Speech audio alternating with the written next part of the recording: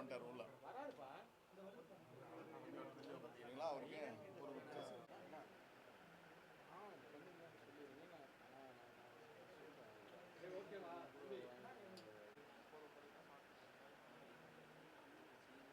எம்முடி வந்துட்டாரா?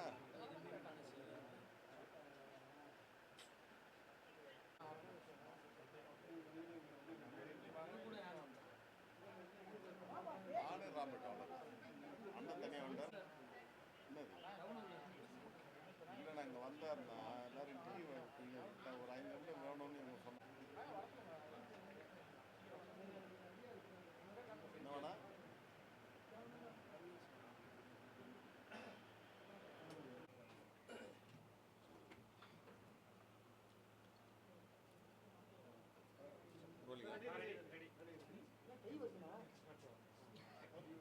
திராவிட வெற்றி கழகத்தின் சார்பில் உங்கள் அனைவருக்கும் அச்சு மற்றும் காட்சி ஊடக செய்தி நிருபர்களுக்கு எங்களுடைய நெஞ்சம் நிறைந்த நன்றியையும் வாழ்த்துக்களையும் உரித்தாக்குகின்றோம். உங்களை சந்திக்க வேண்டும் என்று விரும்பியதன் நோக்கம் ஒன்றுதான். திராவிட வெற்றி கழகம் தொடங்கப்பட்டு இன்னும் ஓராண்டு நிறைவு பெறவில்லை. ஆனால் திராவிட வெற்றி கழகம் கருவாவதற்கு காரணமாக கடந்த செப்டம்பர் 15 காஞ்சியில் நடைபெற்ற அண்ணா பிறந்தநாள் விழாதான் காரணமாக இருந்தது. எனவே எங்களுடைய திராவிட வெற்றி கழகத்தின் சார்பில் தந்தை பெரியார் பேரறிஞர் அண்ணா அவருடைய பிறந்தநாள் மற்றும் திராவிட இயக்கத்தின் தீரர்களுக்கு திராவிட ரத்னா என்கின்ற விருதினை வழங்குகின்ற முப்பெரும் விழாவினை தீரர்களின் கோட்டமான திருச்சி மலைக்கோட்டையில் நடத்துவது என்று எங்களுடைய நிர்வாக குழு எடுத்த முடிவின் அடிப்படையில் அந்த விழாவினை திருச்சியில் நடத்துவதற்கு திட்டமிட்டு அந்த இடத்தை பார்வையிடுவதற்காக வந்த வழியில்தான் உங்களை சந்திக்கின்ற ஒரு பேறு பெற்றவனாக உங்கள் முன்னாக நாங்கள் நின்று கொண்டிருக்கின்றோம். எனவே திராவிட வெற்றி கழகம் திராவிட இயக்கத்தின் கருவறையாக திராவிட இயக்கத்தின் பாசறையை சுமந்திருக்கின்ற அந்த லட்சியங்களை இதயத்தில் தாங்கியிருக்கின்ற தோழர்களுடைய ஒன்று கூடல் தான் திராவிட வெற்றி கழகம் என்ற பெயர் கடந்த ஆண்டு நவம்பர் 20ஆம் நாள் தலைநகர் சென்னை அடையாறில் முத்தமிழ் பேரவையில் தொடங்கப்பட்டது. இந்த இயக்கம் தொடங்கப்பட வேண்டும் என்ற எண்ணம் எங்கள் யாருக்கும் இல்லை. மதிமுகவில் இறுதி வரை பயணிக்க வேண்டும், அந்த தலைவனுக்கு துணையாக இருக்க வேண்டும் என்ற விருப்பத்தின் அடிப்படையில் தான் எங்களுடைய வசந்த காலத்தை, எங்களுடைய இளமை பருவத்தை, எங்களுடைய வாலிப பருவத்தை 32 ஆண்டு காலம் தலைவர் வைகோ அவர்களுக்கு நாங்கள் இழந்து அவர் பின்னால் அணிவகுத்து வந்தோம். ஒற்றை நோக்கம்தான் எமது தொப்புள் கொடி உறவுகளான ஈழத்தமிழர்களுடைய அந்த துயரமிழ்ந்த வரலாற்றுக்கு ஒரு முடிவரையை வைகோ தந்திடுவார் என்ற ஒரு தவறான எண்ணத்தின் அடிப்படையில் அவருடைய பேச்சுக்களை நம்பி அவர் பின்னால் அணிவகுத்த லட்சக்கணக்கான தொண்டர்களில் நாங்களும் இருந்தோம். அவர் கொள்கை பிறழ்ந்து திராவிட இயக்கத்தின் லட்சியங்களில் இருந்து அவர் தடம் மாறி இருக்கிறார்.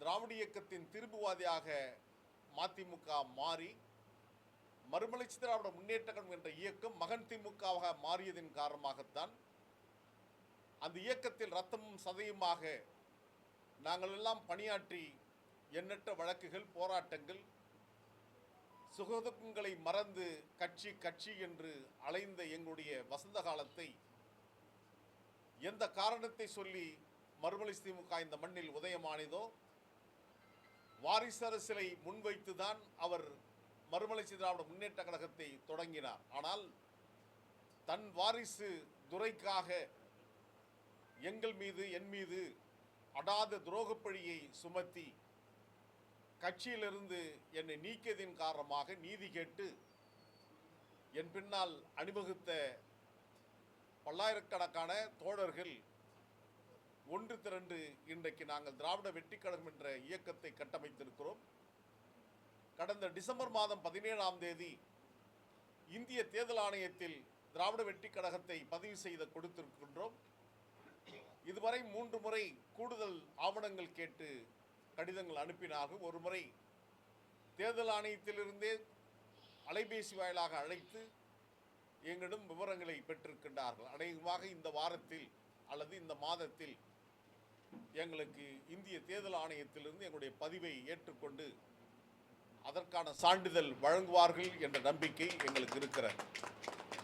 எனவே இந்த மகிழ்ச்சியான தருணத்தில் திராவிட வெற்றிக் கழகத்தின் சார்பில் இந்த முப்பெரும் விழாவினை நடத்துவதற்கான ஆலோசனைகளை மேற்கொள்வதற்காகத்தான் எங்களுடைய உயர்நிலை செயல்திட்ட குழுவில் பங்கேற்றிருக்கின்ற எங்களுடைய துணை பொதுச் செயலாளர் சேலம் வழக்கறிஞர் ஆனந்தராஜ் அவர்கள், கோவை ஆனந்த் அவர்கள், மாநில செயலாளர் பெருமதிப்பிற்குரிய அண்ணன் மாணிக்கவாசு அவர்கள், திராவிட வெற்றிக் கழகத்தின் சட்ட திருத்தங்களை வகுத்து தந்த முதன்மையாக விளங்கிய பேராசிரியர் அண்ணன் நெடுஞ்செழியன் அவர்கள், திராவிட இயக்கத்தின் சாட்சிகளாக இன்றும் இருக்கின்ற அந்த சுயமரியாதை சுடரையாக இருக்கின்ற அண்ணன் மிசா சாக்ரட்டிஸ் அவர்கள், அதே போன்று அண்ணன் தஞ்சை பாஸ்கர் அவர்கள், தஞ்சை அக்கா பத்மா அவர்கள், நம்முடைய திண்டுக்கல் மாவட்டத்தை சார்ந்த மாவட்ட செயலாளர் மருது ஆறுமுகம், திருச்சி மலைக்கோட்டையில்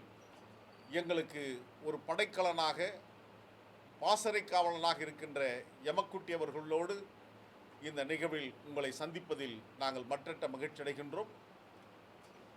நடந்து முடிந்த சட்டமன்ற பொதுத் தேர்தல் என்பது 2026 சட்டமன்ற பொதுத் தேர்தல் என்பது ஒரு மிகப்பெரிய அதிர்ச்சியை அரசியலில் உருவாக்கியது என்பதில் மாற்றுக்கருத்து இடமில்லை. எந்த அரசியலை நாங்கள் எல்லாம் விரும்பினோமோ அந்த அரசியல் வெற்றி பெற்றிருக்கிறது என்பதை கண்கூடாக பார்த்திருக்கிறோம். காரணம் ஒன்றுதான், நாள்தோறும் போராட்டக் களங்களில் மக்களின் பிரச்சனை ஈடுபட்டு கொண்டு வருகின்ற எங்களால் தேர்தல் காலத்தில் வாக்காளர்கள் பணம் கொடுக்க முடியாமல் அந்த நேரத்தில் பணம் கொடுக்கின்றவர்கள் வெற்றி பெறுகிறார்கள் என்ற ஒரு சூழல் உருவானதிலையெல்லாம் ஒரு கசப்பான நினைவுகளாக எங்களுடைய இதயத்தில் ஆழமாக பதிந்திருக்கிறது. பணம் கொடுக்காமல் வாக்களித்தது சிறப்பு, ஆனால் வேட்பாளர் யார் என்று அறியாமலே வாக்களித்தது மிகப்பெரிய தவறு என்பதையும் இந்த நேரத்தில் பதிவு செய்வது எங்களுடைய கடமை என்று கருதுகிறோம். காரணம், நடந்து முடிந்த ஆட்சி என்பது திராவிட மாடல் ஆட்சியினுடைய நாயகனாக இருந்த அண்ணன் தலைவர் தளபதி அவருடைய ஆட்சி என்பது ஒரு சிறந்த ஆட்சியாக தமிழ்நாட்டுடைய மக்கள் நல திட்டங்கள், வளர்ச்சி திட்டங்கள் என்று கொரோனா பெருந்தொற்றிலிருந்து நாட்டை மீட்டு ஒரு சமகாலத்தில் சமவெளியில் ஆட்சி கட்டளை நகர்த்தி வந்து பல்வேறு வளர்ச்சி திட்டங்களை அறிவித்திருக்கின்ற அண்ணன் தலைவர் தளபதி போன்றவர்கள், இதுபோன்று எண்ணற்ற தலைவர்கள் வெற்றி வாய்ப்பை இழந்தது என்பதை ஏற்றுக்கொள்ள முடியாத ஒன்றாக இருக்கிறது. நம்முடைய மக்களுடைய எண்ணங்கள் எப்படி இருக்கிறது என்று சொன்னால், ஒரு கையில் தங்கமும் மறு கையில் இரும்பும் வைத்து எடை போடுகின்ற மக்களாக இருக்கின்றார். தங்கத்திற்கு தங்கத்தை வைத்து எடை போடுவதில்லை, மாறாக தங்கத்திற்கு நிகராக இரும்பு வைத்து தான் எடை போடுகின்றார்கள். எனவேதான் தங்க நிகர் தலைவராக இருக்கின்ற அண்ணன் தலைவர் தளபதி அவர்கள் வெற்றி வாய்ப்பை இழந்தார் என்பது எங்களுக்கெல்லாம் பேரதிர்ச்சியாகவும் கவலையாகவும் இருக்கிறது. இன்னும் நாங்கள் அதிலிருந்து மீளவில்லை என்பதும் இந்த நேரத்தில் பதிவு செய்ய வேண்டிய கடமையாகத்தான் கருதுகிறோம். இதுபோன்று தமிழ்நாடு முழுவதும் மக்கள் நல சேவர்கள் எல்லாம் தோற்கடிக்கப்பட்டிருக்கிறார்கள் என்று பார்க்கின்ற போது இது கவலை அளிக்கிறது. பணத்திற்கு வாக்கு வாங்காமல் வாக்களித்தது வரவேற்புக்குரியது, ஆனால் வேட்பாளர் யார் என்று பார்க்காமலே வாக்களித்தது தவறு என்பதை இந்த நேரத்தில் சுட்டிக்காட்ட வேண்டியது திராவிட வெற்றிக் கழகத்தின் கடமை என்று கருதுகிறோம். வந்திருக்கின்ற ஆட்சி இப்பொழுது நாங்கள் வந்தவுடனேயே ஏதோ மாயாஜால வித்தையை போன்று இந்த நாட்டில் சட்ட ஒழுங்கை அடுத்த நிமிடத்தில் நான் சீர்படுத்துவேன் என்று சொன்னார் மாண்புமிகு தமிழ்நாடு முதலமைச்சர் ஜோசப் விஜய் அவர்கள். ஆனால் நாள்தோறும் பத்திரிகையிலும் ஊடகத்திலும் பார்க்கின்றோம், படுகொலை நடக்காத நாட்களே இல்லை, பலாத்காரம், பெண்களுக்கு பாலியல் வன்கொடுமை நடக்காத நாட்களே இல்லை என்ற நிலைமைதான் நாள்தோறும் நடந்து கொண்டிருக்கிறது. அப்படி என்று சொன்னால் இவர்கள் சட்டம் ஒழுங்கை கையில் வைத்திருக்கிறார்கள் என்ற கேள்வி மக்கள் மத்தியில் விழுமையாக எழுந்து நிற்கிறது. அதிமுக ஆட்சியில் தூத்துக்குடி மாவட்டத்தில் சாத்தான்குளத்தில் தந்தை மகன் ஃபெலிக்ஸ் ஜெயராஜ் படுகொலை போன்று இன்றைக்கு நீதிமன்ற காவலில் இருந்த ஒரு மாற்றுத்திறனாளியையே அடித்து படுகொலை செய்யப்பட்டிருக்கின்ற நிலைமைகள் இந்த ஆட்சியில் நடந்து கொண்டிருக்கிறது. நேற்றைய தினம் கூட ஊடகவியலாளர் விஜய் அவர்கள் காணாமல் அடிக்கப்பட்டிருக்கிறார், அலைகழிக்கப்படுகின்றார் என்கின்ற செய்திகள்லாம் வருகின்ற போது தமிழக வெற்றிக் கழகத்தினுடைய ஆட்சி ஜனநாயக பாதையிலிருந்து வழுவுகிறதோ என்ற எண்ணம் எழுந்து கொண்டிருக்கிறது. விரைவில் தமிழக வெற்றிக் கழகத்துடைய பட்ஜெட் கூட்டம் நடைபெற இருக்கிறது. இந்த பட்ஜெட் கூட்டத்தில் அவர்கள் அறிவித்திருக்கின்ற தேர்தல் வாக்குறுதிகளை மக்களுக்கு நிறைவேற்றிட வேண்டும், அதே வேளையில் வளர்ச்சிப் பணிகளையும் கொண்டு வர வேண்டும் என்ற வேண்டுதலை திராவிட வெற்றிக் கழகத்தின் சார்பில் நாங்கள் முன்வைக்கின்றோம். அதே போன்றுதான் மற்றொரு செய்தி வந்து கொண்டிருக்கிறது. மதுபான கடைகளை மூடுகிறோம் என்று சொல்லிவிட்டு இப்பொழுது ரெஸ்டோ பார் என்று சொல்லப்படுகின்ற உணவகத்துடன் கூடிய மதுபான கடைகளை திறப்போவதாக செய்திகள் வருவது அதிர்ச்சிக்குரியதாக இருக்கிறது. இது அதைவிட மோசமாக இருக்கும். எனவே இந்த ரெஸ்டோ பார் என்று சொல்லப்படுகின்ற இந்த உணவகத்துடன் கூடிய இந்த வரிமத்தை தமிழக வெற்றிக் கழகத்துடைய அரசு நடைமுறைப்படுத்தக்கூடாது. அப்படி செய்வீர்களானால் அது நீங்கள் சொன்ன வாக்கிலிருந்து பின்வாங்குகிறீர்கள் என்பதாகத்தான் பொருளாக இருக்கும். இதற்கு மல்லு கட்டுவதற்கு எங்களுடைய தலைவர் வைகோ அவர்கள் வரக்கூடும். ஏனென்று சொன்னால் இப்போ அவர் தான் அவருடைய துருபிடித்த ஈட்டி வால் கேடயத்தெல்லாம் வைத்து கொண்டிருக்கிறார். அதை எடுத்து போய் பழைய பொருள் போடுகின்ற கடையில் எடுத்து போய் போட்டோம்னா 2 கிலோ வெங்காயம் தான் கொடுப்பாங்க. அவர் வச்சுக்கிற கேடயத்துக்கும் அவர் வச்சுக்கிற ஆயுதத்திற்கும். அவர் இன்றைக்கு அவர்களுக்கு வக்காலத்து வாங்க வரலாம். காரணம், அவர்தான் இப்பொழுது விஜய் தலைமை ரசிகர் மன்றத்துடைய தலைவர் போன்று தமிழக வெற்றிக் கழகத்துடைய கொள்கை பரப்பு செயலாளரை போன்று அவரும் அவருடைய மகனும் நாளொரு மேனியும் பொழுது வண்ணமும் செய்து கொண்டு வருகின்ற அந்த நடவடிக்கைகள் ஒரு நகைச்சுவையாக பார்க்கப்படுகிறது. வைகோ தன்னுடைய இருப்பை மெய்ப்பிப்பதற்காக ஒரு நடிகர் இருக்கிறார் என்று சொன்னால் அவருக்கு டூப் போடுவர், அவரை விட 100 மடங்கு பெரியவராக பலமானவனாக இருக்க வேண்டும். ஒரு நடிகர் 100 அடியிலிருந்து கீழே குதிக்கிற மாதிரி அந்த காட்சிப்படுத்தப்படணும். ஆனால் அந்த 100 அடியிலிருந்து உண்மையாக குதிக்கிறார்ல, அவரை டூப்புன்னு சொல்லுவாங்க. குச்சா அந்த 100 அடியிலிருந்து விழுந்து எழுந்து போனார்ல, அவரை நாயகன் சொல்லுவாங்க. 100 மூட்டையை அப்படியே அசால்ட்டாக தூக்கி தோளில் போட்டு போகிறவரை டூப் பண்ணுவாங்க. ஆனால் அப்படி தூக்கி ஒரு 2 கிலோ பஞ்சை தூக்கி 100 மூட்டை மாதிரி சுமந்து போகிறவரை கதாநாயகன் என்று வர்ணிக்கின்ற கடமை இந்த நாட்டில் இருக்கிறது. எனவே இன்றைக்கு விஜய்க்கு டூப்பு போடுகின்ற விதத்தில் வைகோ அவர்கள் நடந்து கொண்டிருக்கின்ற விதங்கள், அவர் நடித்து கொண்டிருக்கின்ற அந்த கதாபாத்திரம் என்பது விஜயை தோற்கடிக்கின்ற விதத்தில் அப்படி நடிப்புகள் அரங்கேற்றப்பட்டு கொண்டு வருகிறது.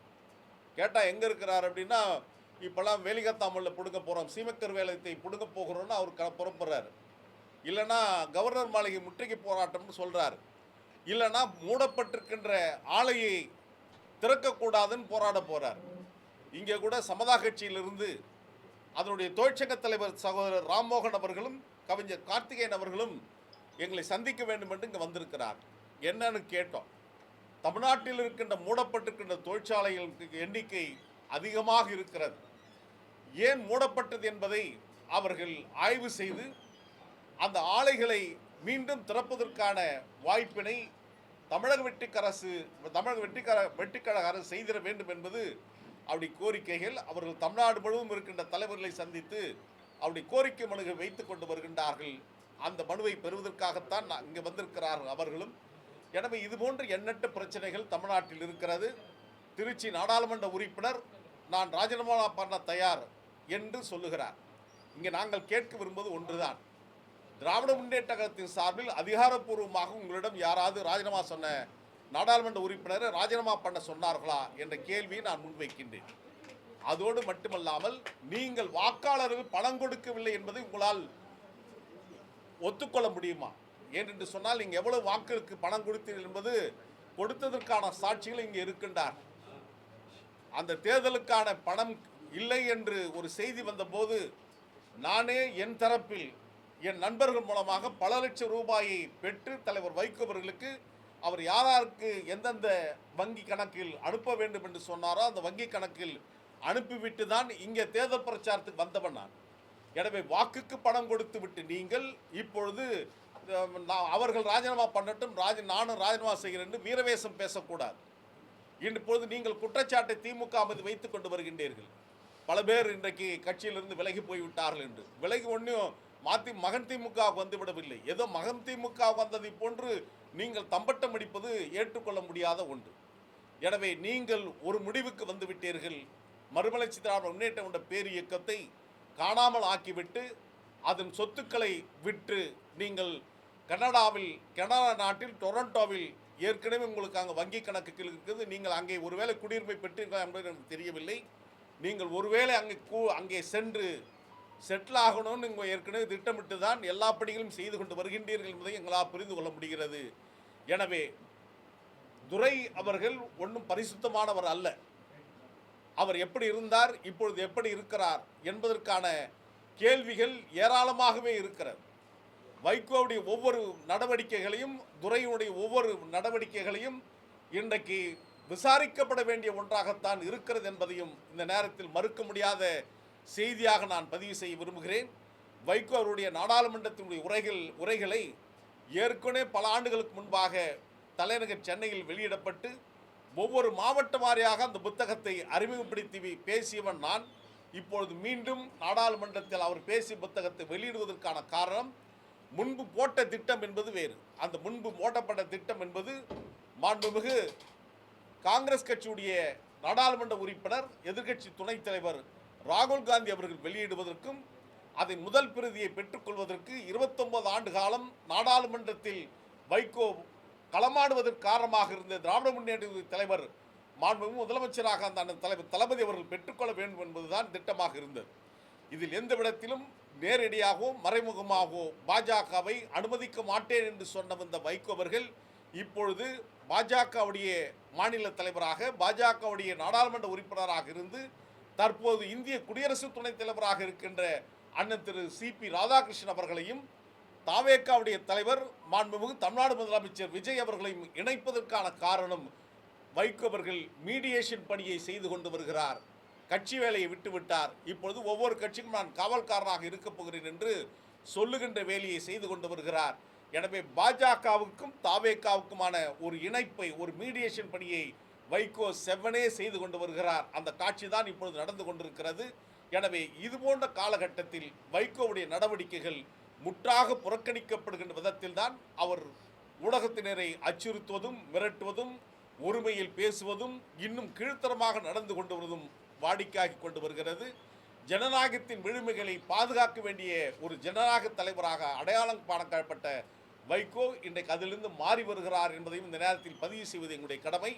எனவே நடைபெற இருக்கின்ற செப்டம்பர் 15 தந்தை பெரியார் பேரறிஞர் அண்ணா திராவிட ரத்னா விருது வழங்குகின்ற முப்பெரும் விழாவினை திருச்சி நடத்துவதற்கு அச்சு மற்றும் காட்சி ஊடக தோழர்கள், நிருபர்கள் எங்களுக்கு உதவியாக இருந்திட வேண்டும் என்ற வேண்டுதலை இந்த கூடலில் சொல்வது என்னுடைய கடமை. மீண்டும் உங்கள் அனைவருக்கும் நன்றி கூறுகின்றேன்.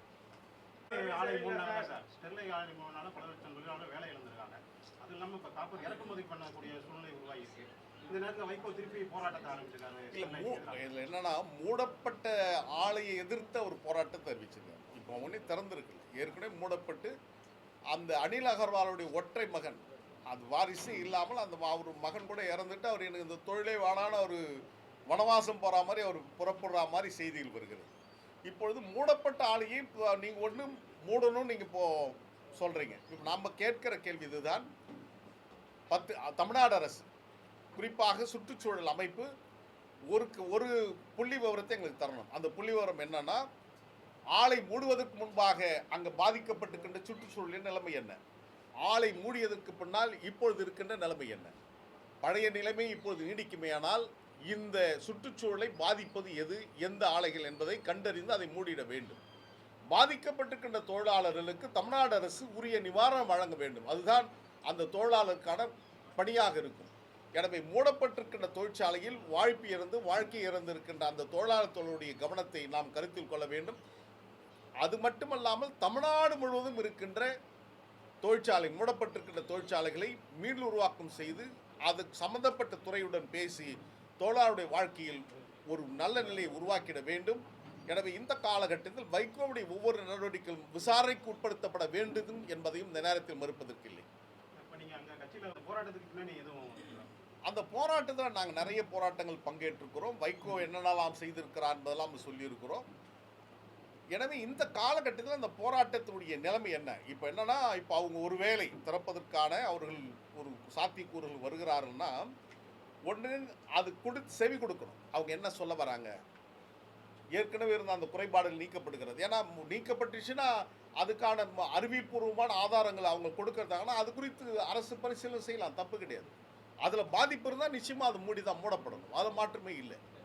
அதை விட மோசமாக இப்பொழுது திருவள்ளூர் மாவட்டத்தில் கேஸ் கசிந்து இதுவரையிலும் 20 பேர் இறந்து போயிருக்காங்க. அதுமே விட கொடுமையான அணுகுலைகள் மாமல்லபுரம் கூடங்குளம் அணுகுலைகள்லாம் கடுமையான பாதிப்புகள் கொடுக்கிறது. எனவே பாதிப்பு இல்லாத தொழிற்சாலைகள் என்பது ரொம்ப குறைவாக இருக்குது. அதையெல்லாம் பாதுகாக்க வேண்டிய கடமை அரசுக்கு தான் இருக்குது. இப்போ காங்கிரஸ் இப்போ லஞ்ச ஊழல்லாம் குறைஞ்சிருக்கதா சொல்றாங்களே, அது என்ன சார் உண்மையா? லஞ்ச ஊழல் குறைஞ்சிருக்குன்னா நேற்று ஒரு ஊராட்சி மன்ற தலைவரை காஞ்சி மாவட்டத்தில் அரெஸ்ட் பண்ணியிருக்க வேண்டிய தேவையில்லை. அவங்களுடைய மாவட்ட செயலாளர் ஒவ்வொருவராக கட்சி விட்டு நீக்கப்பட்டு கொண்டு வருகிறார், தமிழக வெற்றி கழகத்துடைய மாவட்ட செயலாளர்கள். காரணம் அவங்க குவாரியில் போய் பணம் கேட்டாங்க, பாரில் போய் பணம் கேட்டாங்க என்ற குற்றச்சாட்டுகள் வந்து கொண்டிருக்கிறது. எனவே அரசில் அனுபவம் வாய்ந்த அமைச்சர்கள் இருக்கிறார், குறை சொல்ல முடியாது, நல்ல அமைச்சர்கள் பணியாற்றி கொண்டு வருகிறார். சில அமைச்சர்கள் அனுபவம் இல்லாமல் இன்னும் ரீல்ஸ் அமைச்சர்களாகவே இருக்கிறார்கள், அவர்களும் இன்னும் ரசிகர்களாகவே இருக்கிறார்கள் என்பதுதான் நான் பார்க்கிறேன்.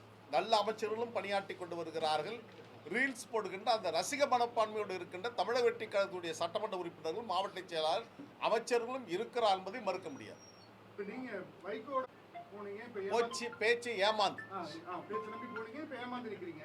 இப்போ மக்கள் இப்படி அரசியல் தலைவர்களோட பேச்சை நம்பிக்கிட்டே இருக்காங்களே, எது உண்மைன்னு எப்படி கண்டுபிடிக்கிறது? அது இது ஒரு மிகப்பெரிய ஆய்வுக்கு உட்படுத்த வேண்டியதுதான். அந்த காலகட்டத்தில் ஈழத்தமிழுக்காக அவர் பேசிய பேச்சுக்கள், அவருடைய அந்த ஆக்ரோஷமாக ஈழத்தமிழுக்கு நான் பணியாற்றுவேன் என்று சொன்ன அந்த வார்த்தைகள், இவையெல்லாம் நம்பிதான் அந்த காலகட்டத்தில் நாங்களாம் சேர்ந்தோம். இதே திருச்சியில் தான் ஈழத்தமிழுடைய விடியலுக்கு ஒன்று தான் தனித்தமிழ் மட்டும்தான் தீர்மானம் நிறைவேற்றினாங்க. அதற்கு பின்பாக முள்ளிவாய்க்கால் படுகொலையெல்லாம் கடுமையாக நடந்தது. ஆனால் அரசியல் படுத்தப்படுகின்ற ஒரு அரசியலாகத்தான் வைகோவுடைய அந்த ஈழத்தமிழ் ஆதரவு நிலைமை இருந்தது. அரசியல் ஆதாயம் இல்லாமல் அவருடைய போராட்டம் இல்லை. எனவே அவருடைய போராட்டத்திற்கு பின்னால் அந்த அரசியல் ஆதாயம் இருந்ததையும் மறுக்க முடியாது.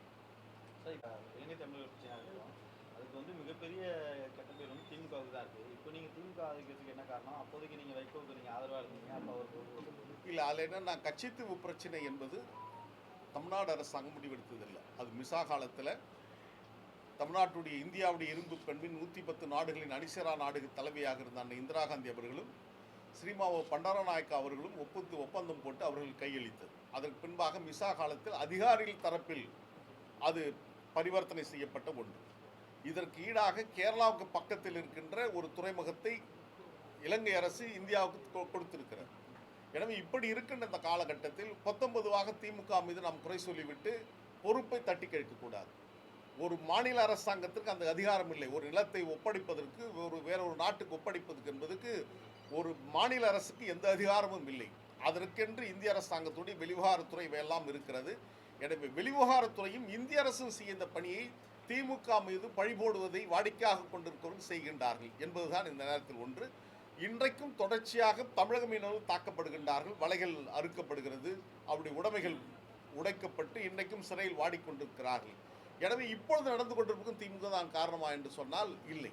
இதுக்கும் அதற்குமான வேறுபாடுகள் உண்டு. எந்த ஆட்சி வந்தாலும் இது போன்ற நிலைமைகளை கட்டுப்படுத்த வேண்டிய கட்டாயம் இந்திய அரசுக்காகத்தான் இருக்கிறது. இப்போ மோடி வந்ததற்கு பின்னால் ஒருவேளை தமிழக மீனவர்கள் சுட்டு படுகொலை செய்யப்படவில்லை, ஆனால் அவர்கள் நாள்தோறும் செத்துக்கொண்டு வருகின்ற விதத்தில் அவருடைய உடைமைகளும் வலைகளும் அறுக்கப்படுகிறது என்பதையும் மறுப்பதற்கில்லை. தமிழ்நாடு அரசோ அல்லது கலைஞர் அவர்களோ அது செய்யலை. அது எதிர்த்து சட்டமன்றத்தில் தீர்மானம் நிறைவேற்றியிருக்காங்க. இது கொடுக்கக்கூடாது என்று இந்திய அரசு. எது இல்லை, சட்டமன்றத்தில் நிறைவேற்றப்பட்ட தீர்மானம். அதற்கு பின்பாக நீதிமன்றத்தில் ஆடி இருக்கிறார். தொடர்ச்சியாக அது குறித்தான நடவடிக்கைகள் அவர்கள் திமுகவுடைய இன்றையும் நடைபெறுகின்ற மாநாடுகளில் கட்சித்தை மீட்கணும்னு ஒரு கோரிக்கை தீர்மானம் நிறைவேற்றப்பட்டு தான் வருகிறது. எனவே திமுக இப்போ என்னுடைய அதிகாரத்துக்கு இல்லாத ஒன்றை நான் தூக்கி கொடுத்தேன் என்பதை ஏற்றுக்கொள்ள முடியாது. அது ஒவ்வாமை, அது புரிந்து கொள்ளாமல் அது சரியாக உள்வாங்காத ஒரு செய்தியாகத்தான் நாங்கள் பார்க்கிறோம்.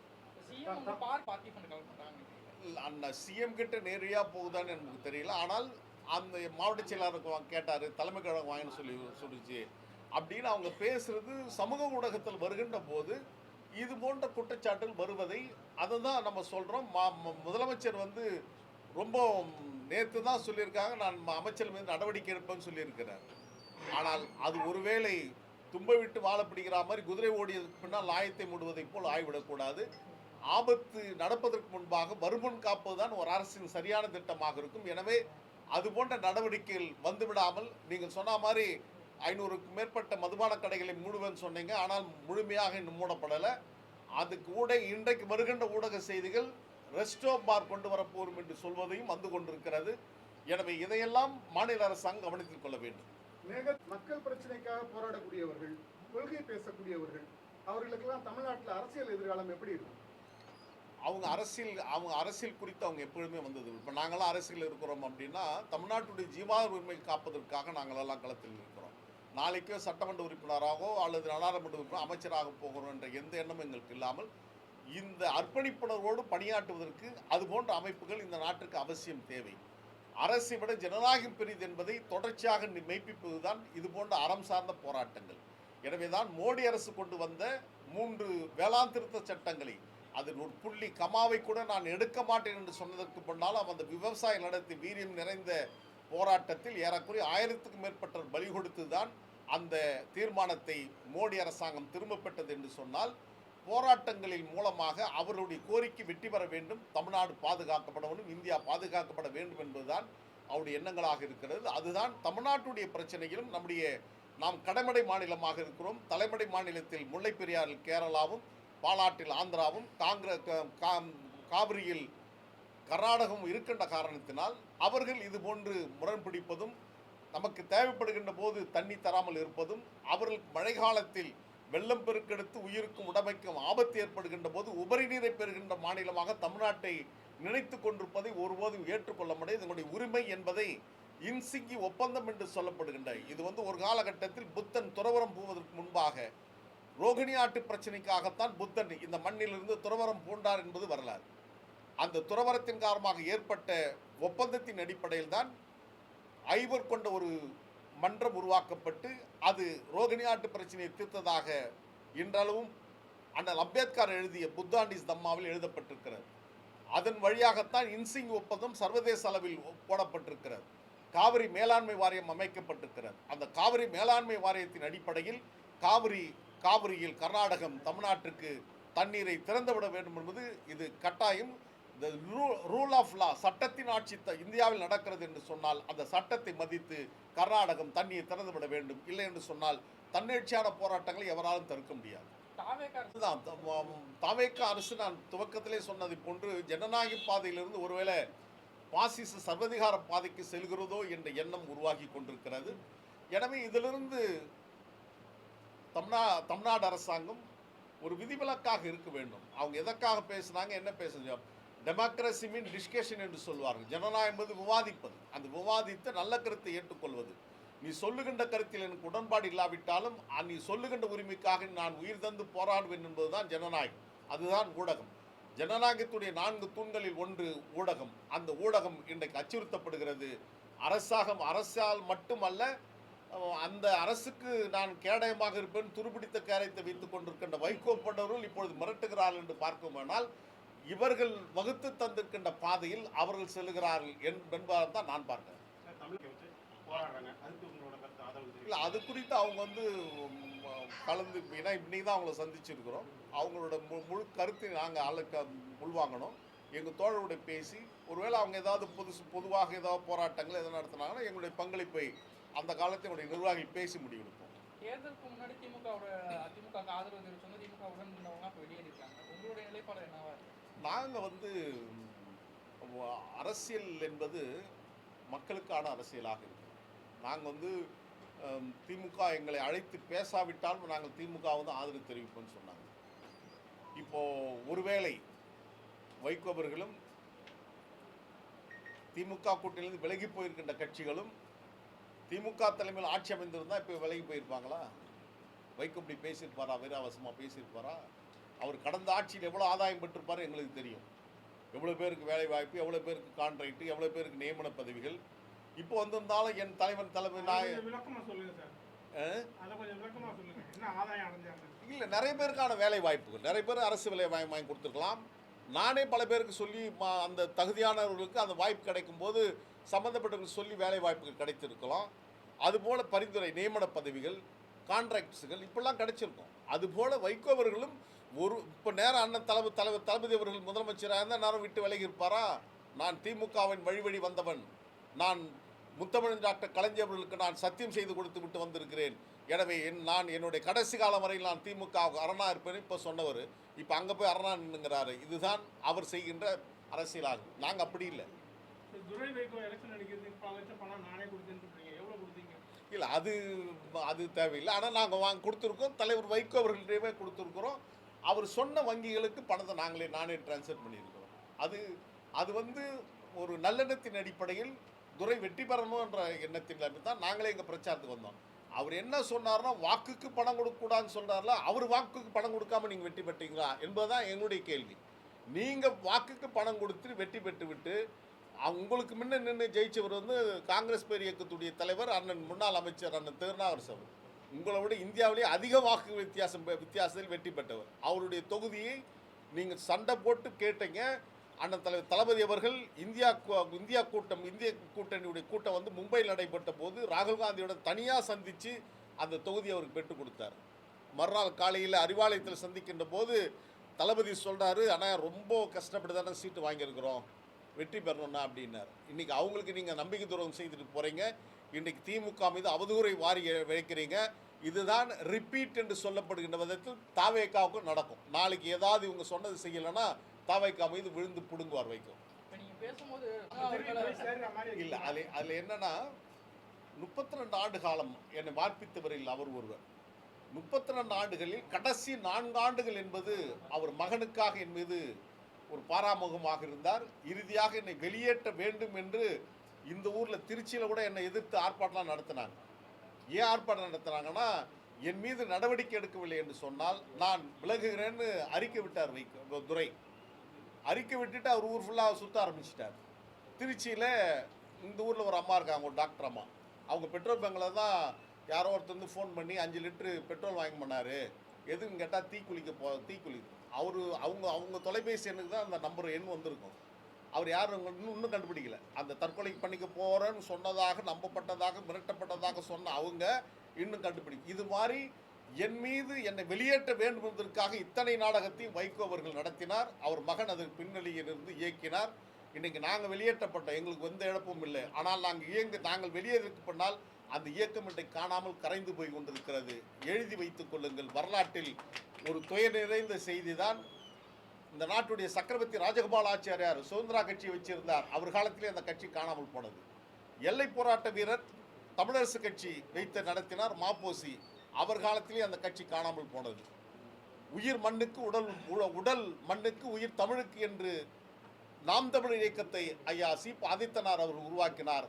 அண்ணா தலைமையில் நாம் தமிழரை திராவிட முன்னேற்ற கழகத்தில் இணைத்தார். நடிப்புக்கே இலக்கணம் வகுத்த சிவாஜி கணேசன் தமிழக முன்னேற்ற முன்னணியை உருவாக்கினார். அவர் காலத்திலே 2 ஆண்டுகளில் அந்த கட்சி கல்லறை கோயிலாக மாறி போனது. தந்தை பெரியார் வீட்டு பிள்ளை சொல்லின் செல்வர் ஈவிகே சம்பத் அவர்கள் அவர் உருவாக்கிய கட்சி தமிழ் தேசிய முன்னணி. தலை சிறந்த நாவுக்கரசரெல்லாம் அவர்களிடம் இருந்தும் ஒரே ஒரு திரைப்பட பாடல், பட்டினத்தில் புதின ஒரு திரைப்படம், அந்த சிவகாமி மகனிடம் செய்தி சொல்லுங்கள், இனியும் நாள் பார்க்க சொல்லுங்கள் என்று சொல்லி ஒரே ஒரு திரைப்பட பாடல் மூலமாக தமிழ் தேசிய முன்னணியை எடுத்து போயிட்டு காங்கிரஸில் இணைத்த வரலாறுகள் உண்டு. அந்த வரலாற்றில் கடைசியாக இடம்பெறப்போகின்ற ஒரே கட்சி நாங்கள் இருந்த மறுமலி திமுக இப்பொழுது மகன் திமுக மாறி இருக்கிறது. மகன் திமுக ஏதாவது ஒரு கட்சியில் அல்லது கட்சியே இல்லாமல் காணாமல் போய்விடும். மகன் கனடா நாட்டுக்கு போய் அங்கே டொரண்டோவில் செட்டில் ஆகிடுவார் என்பதுதான் நிதர்சனமான உண்மை. அங்கே இருக்கிறவங்க மற்றவங்களாம் கொஞ்சம் பேர் எங்கள் கூட வருவாங்க, மீதி பேர் கொஞ்சம் பேர் வெளியில் போகலாம், கொஞ்சம் பேர் அரசியலே வேணான்னு ஒதுங்கிடுவாங்க.